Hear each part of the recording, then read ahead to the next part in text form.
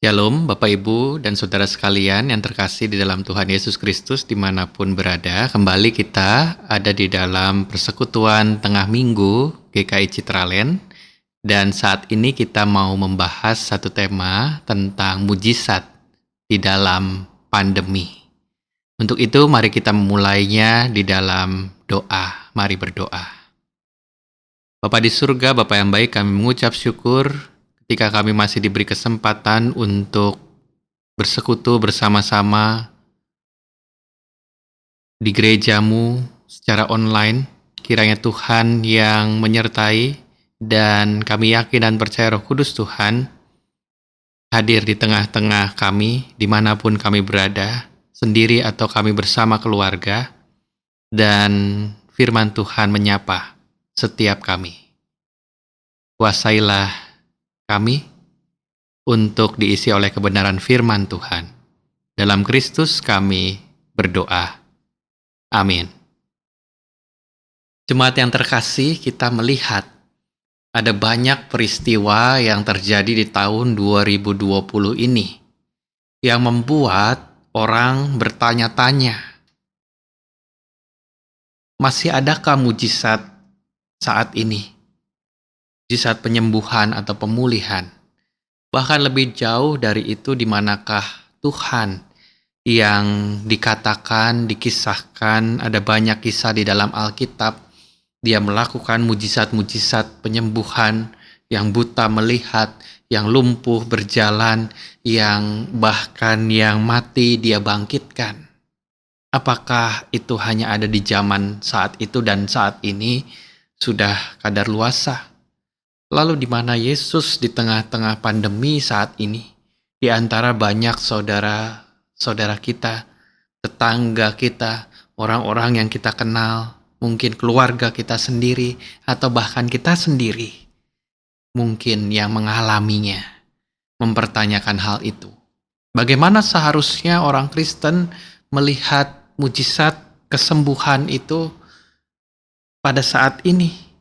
Di antara serangkaian peristiwa penyembuhan yang dilakukan Yesus yang kita baca di dalam Alkitab, ketika orang Kristen menghadapi penyakit, termasuk saat ini, ketika ada banyak orang sakit, bahkan setiap orang saat ini terancam dengan COVID-19 ini, yang membuat kita bertanya tadi, apakah masih ada mujizat? Bentuknya seperti apa? Apakah bisa kita minta Tuhan menyembuhkan orang-orang yang kena COVID ini, sama seperti yang dilakukannya zaman dulu di dalam Alkitab, yang diceritakan, yang bisa kita baca di dalam Injil. Nah, Bapak Ibu dan Saudara sekalian, Pendeta Yahya Wijaya, salah satu pendeta GKI dan dosen di Duta Wacana, memaparkan sebuah tipologi. Di dalamnya, beliau memaparkan ada paling sedikit 6 pendekatan yang berbeda bagaimana seseorang memahami dan memaknai cerita di dalam Injil tentang mujizat-mujizat kesembuhan itu yang dilakukan Yesus. Ada pandangan yang berbeda, ada arti orang mengartikan yang berbeda dari zaman dulu sampai sekarang. Kita masuk ke pendekatan yang pertama, yaitu pendekatan terapeutik. Apa itu pendekatan terapeutik?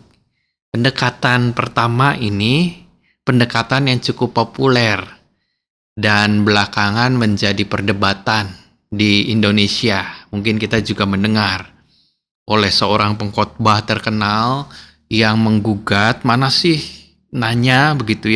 pendeta-pendeta yang biasanya berjualan kesembuhan ilahi kok pada nggak ada, kok pada hilang. Dan akhirnya timbul perdebatan, PGI sampai turun tangan pada saat itu, menyerukan jangan ribut sendiri gereja-gereja pemimpin-pemimpin agamanya. Nah, pendekatan pertama ini, pendekatan terapeutik ini, pendekatan yang sering dipakai di kalangan Pentakosta, konvensional, dan karismatik. Tidak semua kalangan Pentakosta tentunya, karena belakangan ini juga ada pergeseran pandangan di Pentakosta sendiri. Tapi biasanya yang konvensional, yang dikenal suka mengadakan acara-acara kesembuhan-kesembuhan ilahi, divine healing itu, mereka menjadikan penyembuhan atau pelayanan penyembuhan yang dilakukan Yesus sebagai terapi yang paling benar, paling baik untuk segala penyakit, bukan hanya pada saat dulu saja, tapi sepanjang zaman, bahkan pada saat ini. Jadi pelayanan penyembuhan Yesus pada saat zaman dulu itu dilanjutkan apa adanya, plek-plek begitu ya. Seperti yang diceritakan dalam Alkitab, juga dilakukan pada saat sekarang ini. Itu disebut pendekatan terapeutik. Nah, sebetulnya ada dua kelompok juga dari pendekatan terapeutik ini. Yang satu, penyembuhan dilakukan dengan kuasa supranatural yang berasal dari Yesus sendiri, yang diceritakan oleh bilur-bilurnya atau dalam nama Yesus. Kuasa itulah yang menyembuhkan, yang diyakini juga sebagai karunia yang diberikan Tuhan secara khusus kepada orang-orang tertentu atau hamba-hamba Tuhan tertentu. Dan kelompok ini cenderung mengesampingkan tindakan di luar tindakan itu. Misalnya tindakan medis.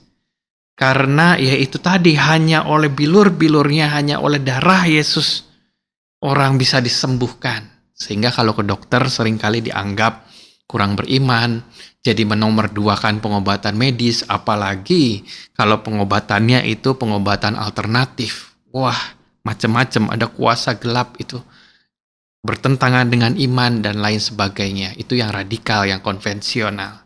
Tapi ada juga kelompok terapeutik yang kedua,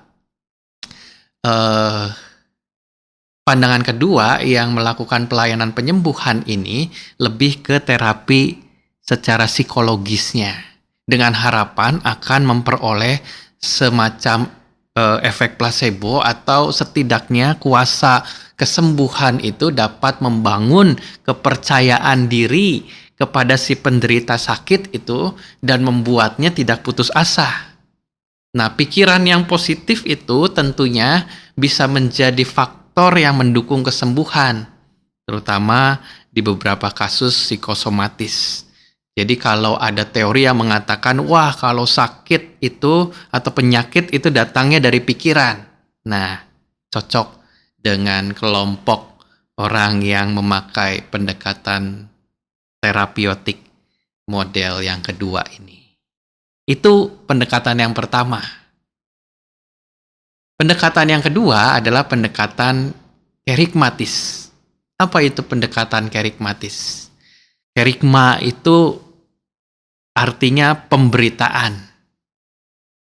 Pendekatan ini diperkenalkan oleh para bapak-bapak reformator gereja, khususnya gereja Calvinis, yang kemudian dianut oleh gereja-gereja sampai pada saat ini. Gereja-gereja di Indonesia pada umumnya yang menganut Calvinis dan Reform. Menurut Calvin, penyembuhan Yesus adalah alat pemberitaan. Ya, kata kuncinya ada di alat. Pemberitaan Injil untuk konteks pada zaman dulu, ya. Nah, pemberitaan itu sendiri bersifat permanen. Artinya, sampai saat ini juga harus memberitakan Injil. Namun, penyembuhan itu, balik lagi kata kunci, hanya sebagai alat yang bersifat temporer. Jadi sekarang ini peran penyembuhan yang dianggap Yesus dianggap sudah kurang relevan atau sudah dihentikan. Jadi tugas gereja adalah memberitakan Injil. Itu tetap, itu yang permanen. Juga memberitakan Injil kerajaan Allah yang harus tetap didengungkan, dan tugas menyembuhkan orang sakit itu sudah diserahkan kepada ilmu pengetahuan, ilmu kedokteran, pelaksanaan praktisnya oleh lembaga-lembaga kedokteran dan pelayanan-pelayanan kesehatan. Nah, jadi kalau yang kena COVID, kena penyakit, ya pergi ke dokter, gitu ya. ya manggil pendeta didoakan, begitu, tapi ya yang COVID tentunya nggak bisa didoakan secara langsung. Tapi intinya pendekatan kerikmatis itu yang penting pemberitaannya, bukan alatnya. Jadi yang paling baik yang dilakukan gereja, model pendekatan karismatis ini adalah mendirikan atau mendukung pelayanan-pelayanan kesehatan atau rumah sakit. Itu sebabnya gereja-gereja Calvinis tidak pernah menyelenggarakan kegiatan-kegiatan penyembuhan ilahi. Dan pendeta-pendetanya mungkin agak grogi kalau disuruh menumpangkan tangan kepada orang sakit. Tetapi yang mereka lakukan apa? Mereka membuat APD, membuat face shield untuk dikirim ke luar pulau. Pelayanannya lebih mendukung ke lembaga-lembaga kesehatan karena itu tadi. Pekabaran Injilnya, Injil Kerajaan Allah itu harus terus diberitakan. Dan penyembuhan itu hanya sebagai alat yang temporari pada zamannya. Itu pendekatan yang kedua, agak berbeda jauh dengan pendekatan yang pertama. Nah, ada pendekatan lain yang ketiga, yaitu pendekatan etis. Pendekatan etis ini melihat aspek etika dari pelayanan penyembuhan yang dilakukan Yesus dalam Injil. Yang jadi acuan di dalam Lukas 4 ayat yang ke-18 dan ayat yang ke-19. Lukas 4 ayat yang ke-18 dan 19. Dikatakan, Roh Tuhan ada padaku, oleh sebab Ia telah mengurapi aku untuk menyampaikan kabar baik kepada orang-orang miskin, dan Ia telah mengutus aku untuk memberitakan pembebasan kepada orang-orang tawanan dan penglihatan bagi orang-orang buta, untuk membebaskan orang-orang yang tertindas, untuk memberitakan tahun rahmat Tuhan telah datang. Itu yang sering disebut sebagai maklumat dari misi Yesus, yaitu pembebasan orang-orang tertindas dan tahun rahmat Tuhan. Nah, dalam pendekatan etis ini, penyembuhan Yesus dianggap sebagai keberpihakan kepada kaum miskin atau orang-orang yang tidak punya akses di dalam pelayanan publik secara umum, termasuk pengobatan dari sakit mereka. Pendekatan ini juga banyak dianut oleh para teolog pembebasan. Bagi mereka, pelayanan penyembuhan Yesus merupakan inspirasi terhadap perjuangan dan keberpihakan tadi kepada kaum yang melemah, bahkan melawan kebijakan-kebijakan sistem pelayanan publik yang dianggap elitis atau dimiliki atau yang bisa diakses hanya orang-orang elit dan juga kapitalis.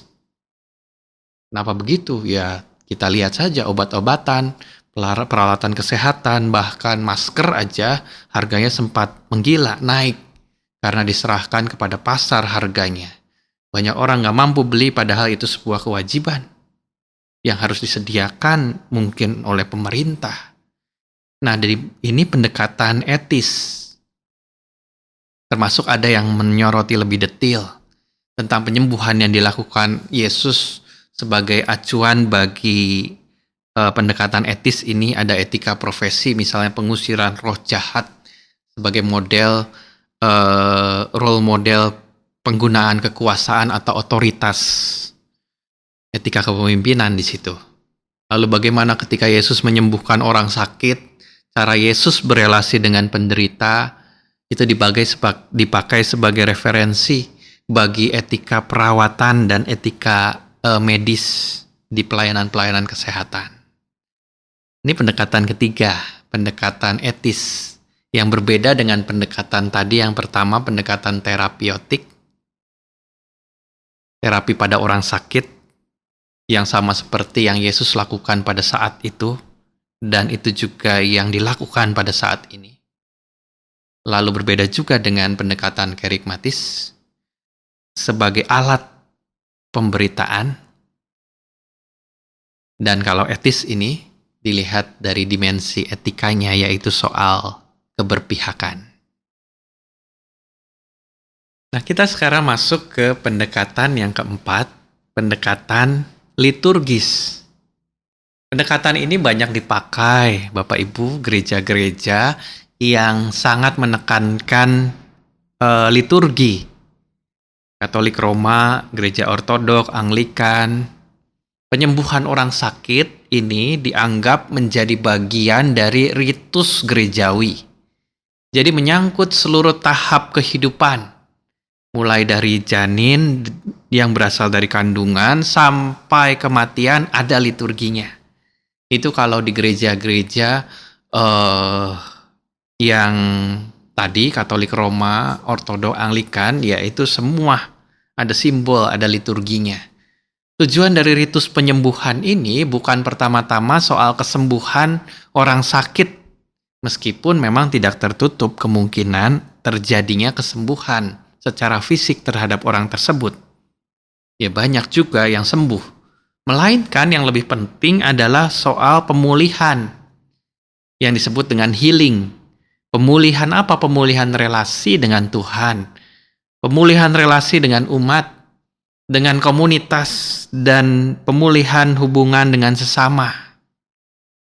Nah, dengan melakukan ritus penyembuhan lewat liturgi, maka kesakitan seseorang itu dijadikan masalah komunitas, masalah bersama, bukan masalah individu yang harus ditanggung oleh penderita sendiri.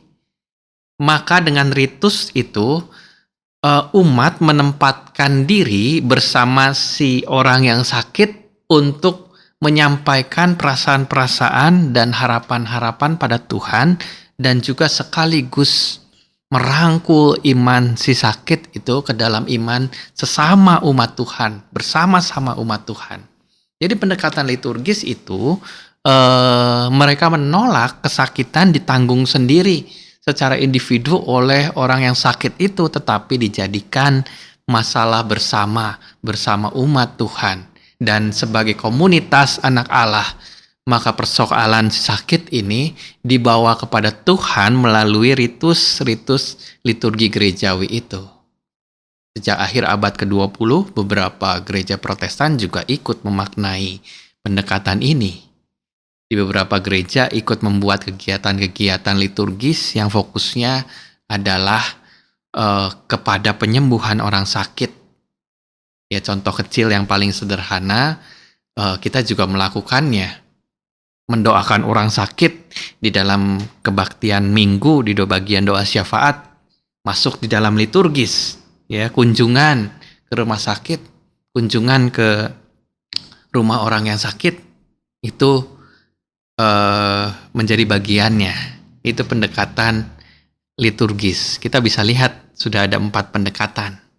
Kira-kira mana yang condong ke kita, begitu ya. Yang kelima, pendekatan ini pendekatan realis eskatologis. Apa pendekatan realis eskatologis? Yaitu di dalam pendekatan ini penyembuhan yang dilakukan Yesus dipahami sebagai tanda kerajaan Allah.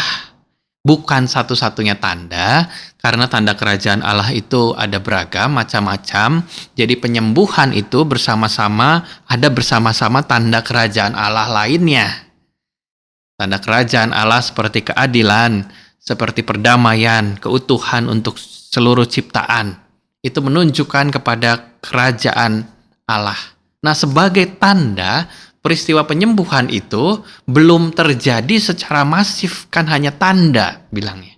Dan juga tidak mencerminkan realitas pada saat ini. Karena kerajaan Allah kan punya aspek eskatologis atau nanti, belum saat ini, belum saatnya. Artinya kesempurnaan itu baru terjadi nanti di masa depan. Jadi yang ada pada kita, yang kita alami saat ini barulah tanda-tandanya saja. Tanda itu menunjukkan kehendak Allah dan arah kehidupan yang sedang dilakukan pembaharuan oleh Allah. Jadi penyembuhan Yesus ini menunjukkan bahwa sakit bukanlah kehendak Allah. Jelas. Sebaliknya Allah menghendaki semua orang sehat. Tidak ada sakit, penyakit, tidak ada kesusahan lainnya. Namun lenyapnya penyakit secara total itu barulah terjadi di masa depan. Dan yang sekarang ini, setiap kesembuhan meski dilihat sebagai tanda dari masa depan yang bebas penyakit itu. Karena itu kesembuhan itu patut disyukuri dan diperjuangkan saat ini juga. Meskipun tidak bisa diharapkan akan dialami pada semua orang, pada semua kasus. Tidak sama, pasti beda-beda. Sama halnya, sama seperti hal baik yang lainnya. Kehidupan yang adil, makmur, damai, itu baru akan terjadi di masa depan. Masa kesempurnaan itu. Meskipun begitu, sekarang juga kan sudah ada orang-orang yang berubah nasibnya dari miskin menjadi makmur, konflik berakhir menjadi damai. Itu tanda-tanda juga termasuk yang dimungkinkan dan sangat dimungkinkan terjadi. Kehendak Tuhan dan layak diperjuangkan, termasuk kebebasan dari sakit penyakit. Jadi dilihat sebagai tanda, bukan terapi yang bisa berlaku untuk semua orang. Karena apa? Belum tentu kan ya, orang yang sakit sembuh, belum tentu juga. Itu belum tentu terjadi sekarang, belum tentu terjadi pada semua orang. Tapi sebagai tanda kita bisa melihat, misalnya ada orang yang kena COVID, itu juga banyak kan yang sembuh, tapi ada juga yang tidak sembuh. Ada juga yang sampai sekarang ini belum dan masih berjuang. Tapi banyaknya yang sembuh itu menunjukkan COVID ini bukan Tuhan yang buat, bukan kehendak Tuhan. Karena kehendak Tuhan adalah orang bisa melawan penyakit ini dan sembuh. Dan sekarang tanda-tandanya itu nampak. Jadi kita punya pengharapan yang besar bahwa pada masa mendatang tidak lama lagi kita akan bisa mengatasi COVID-19 ini. Sehingga segala upaya perjuangan manusia untuk melawan penyakit ini adalah perjuangan di arah yang Tuhan persiapkan. Itulah pendekatan yang kelima. Ya, pendekatan penyembuhan dipakai sebagai tanda. Hanya baru sebagai tanda. Dan penyembuhan total itu terjadi di masa yang akan datang. Nah, pendekatan yang terakhir, pendekatan yang keenam adalah pendekatan mistik atau mistis.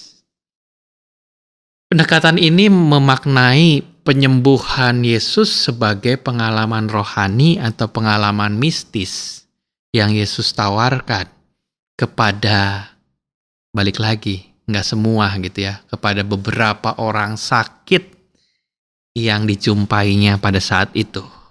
Ya, saat ini juga. Sebagai pengalaman mistis, kesembuhan itu bersifat unik dan bersifat personal. Maka caranya bisa bermacam-macam. Bisa seketika seperti yang diceritakan di dalam Injil, tapi bisa juga melibatkan proses medis. Sifat personal dan unik juga membuat kesembuhan seseorang tidak bisa dijadikan standar atau model untuk semua kasus. Ya kayak pendekatan yang kelima tadi ya. Dan personal. Bahkan beberapa Injil mencatat setelah Yesus menyembuhkan, dia berpesan dan melarang keras orang yang sembuh itu atau orang yang melihat menyebarkan berita tentang kesembuhan itu, yang dilakukannya tidak boleh disebar kepada orang banyak. Ini jauh berbeda tentunya dengan praktek-praktek kesembuhan ilahi yang sekarang sering justru disebar, dipertontonkan. Bahkan orang Kristen disuruh kesaksian, kalau sembuh disuruh bersaksi dan ceritakan pada semua orang. Tapi dalam pendekatan mistis tidak bisa begitu, karena ini adalah pengalaman yang subjektif, yang eksklusif, tidak semua orang, dan beberapa kesempatan Yesus juga melarang disebar kemana-mana beritanya. Sebab kalau diceritakan kemana-mana, bagaimana dengan orang yang tidak mengalami kesembuhan? Berita itu betul baik adanya, tapi orang yang tidak mengalami hal yang sama akan merasa diperlakukan tidak adil. kecil hati. Ya, Yesus meralang keras bahwa dia sering mengasingkan diri juga ke tempat sepi untuk menghindari orang banyak berbondong-bondong yang mendekatinya karena mendengar tentang mujizat penyembuhan-penyembuhan itu. Nah, sebagai bagian dari pengalaman mistis, penyembuhan ini tidak berdiri sendiri, tetapi satu paket dengan pengalaman-pengalaman lain yang menyadarkan penderita bahwa Tuhan hadir dan menyertai kehidupan. Kesembuhan itu bukan satu-satunya pengalaman rohani bagi si penderita sakit. Jadi dalam hal ada orang sakit yang tidak disembuhkan, ya ada. Tetapi itu tidak berarti bahwa orang ini bermasalah. Ya, jadi di dalam hal ada orang sakit yang tidak disembuhkan, ya bukan berarti imannya bermasalah. Atau tidak berarti dia kurang beriman dibanding dengan yang disembuhkan. Tidak. Tapi Tuhan menyediakan bentuk pengalaman rohani yang berbeda untuk dia. Pengalaman mistis juga tidak terbatas pada pengalaman individu saja, tetapi juga bersama pengalaman umat manusia, termasuk melalui ilmu kedokteran dan teknologi. Kalau kita mengikuti sejarah perkembangan ilmu pengetahuan soal khususnya di bidang kesehatan, sebenarnya banyak penemuan-penemuan, banyak pengalaman-pengalaman mistis di sana. Banyak kebetulan-kebetulan, ketidaksengajaan yang terjadi di dalam penelitian di laboratorium yang kemudian bisa mengubah kehidupan. Contoh, misal ditemukannya penisilin oleh seseorang yang bernama Alexander Fleming. Sebetulnya kalau kita baca ceritanya itu sebuah kebetulan kan.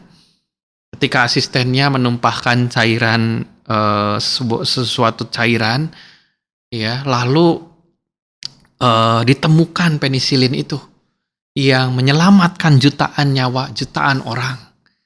Nah, itu juga bagian dari pengalaman mistis. Itu semua membuktikan bahwa Tuhan hadir dan dia memakai ilmu pengetahuan dan teknologi juga untuk menghasilkan kebaikan bagi kehidupan.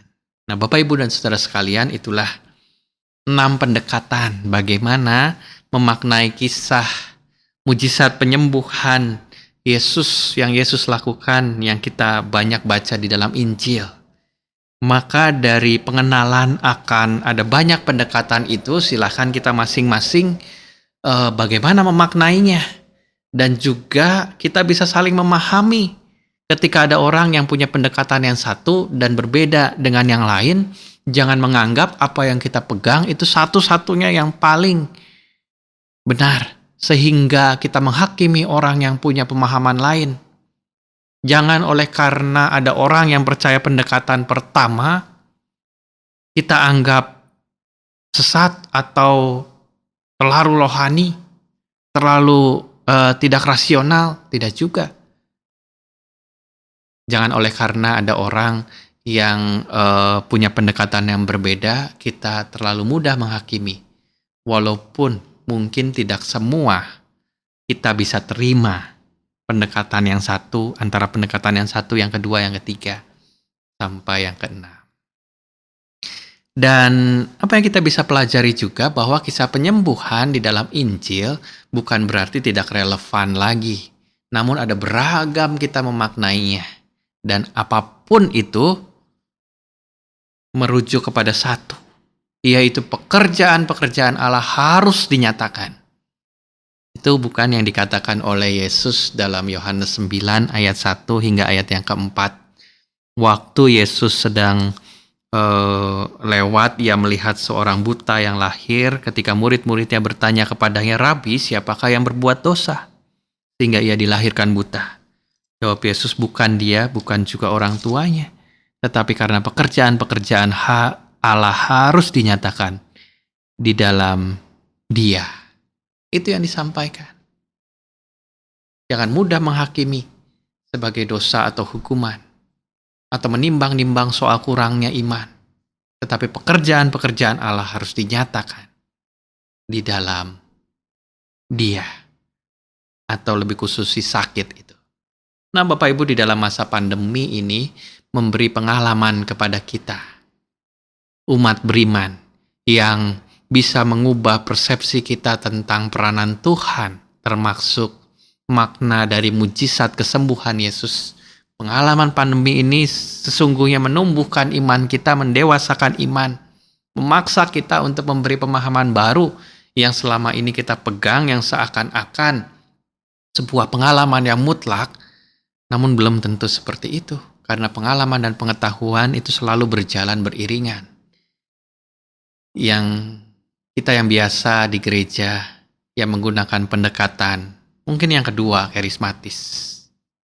Ya, pendekatan bahwa Injil Kerajaan Allah harus terus dinyatakan dan penyembuhan itu hanya alat, dan Injil Kerajaan Allah itu dinyatakan lewat ketika kita membantu, menolong sesama, membantu peralatan kedokteran, APD, face shield segala. Atau juga kita juga memakai pendekatan liturgis, ya, mendoakan menjadi bagian penderitaan si penderita itu, penderitaan si sakit itu, satu jemaat itu sebagai penderitaan umat yang kita doakan bersama-sama, atau pendekatan-pendekatan etis atau pendekatan yang lain. Maka saat ini kita juga diajak untuk memahami dan menghargai orang-orang yang percaya pada pendekatan-pendekatan lainnya. Karena Yesus menyembuhkan lewat berbagai cara. Itulah mujizatnya. Dan di antara semua itu, pekerjaan-pekerjaan Allah dinyatakan. Kita percaya lewat apapun juga, Tuhan memulihkan keadaan kita. Amin. Mari kita berdoa. Bapa di surga, Bapa yang baik, kami mengucap syukur firman Tuhan mengingatkan kami bahwa mujizat Tuhan tetap hadir melalui berbagai cara yang kami maknai, yang orang-orang banyak maknai, yang kami percaya bahwa Tuhan memakai setiap orang, setiap cara, setiap pendekatan untuk kami boleh melihat pekerjaan Tuhan yang selalu dinyatakan dulu, sekarang, sampai selama-lamanya. Untuk itu ya Tuhan, kiranya Tuhan juga yang tetap menolong kami, untuk kami terus mendoakan bangsa ini, dunia ini, kota ini, dan juga orang-orang yang ada di sekeliling kami, di sekitar kami, yang menderita penyakit, khususnya COVID-19 ini, dan bahkan penyakit-penyakit lainnya yang hadir. Kiranya Tuhan yang menolong, kiranya Tuhan yang memberikan pemulihan lewat berbagai cara. Dan kiranya Tuhan juga yang menjaga kesehatan setiap kami jemaat-Mu dimanapun berada. Dan Tuhan yang terus boleh hadir, dirasakan kehadirannya bagi setiap kami. Dan biarlah Tuhan, di dalam persekutuan online ini, kami boleh diajar bahwa Tuhan menyapa setiap kami, tempat kami masing-masing. Dan ikatan persekutuan itu tetap kami boleh rasakan bersama-sama dengan jemaat-Mu, dan tentunya bersama dengan Tuhan. Inilah doa dan permohonan kami yang kami panjatkan hanya di dalam nama Tuhan kami, Yesus Kristus. Amin. Jemaat yang terkasih, kita akan kembali dengan tema-tema selanjutnya di dalam PTM Persekutuan Tengah Minggu GKI Citraland di Kamis depan. Tuhan memberkati kita sekalian.